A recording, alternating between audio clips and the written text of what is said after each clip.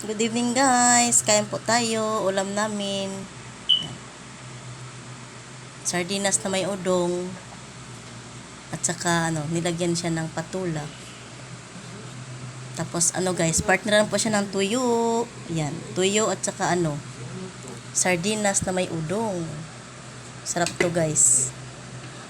Yung anak ko po ang nagluto niyan. Tapos tuyo guys. Kain po tayo guys, hapunan. Yan lang yung simpleng ulam na may sabaw. Masarap to guys sa maulan na maulan na gabi. Yan.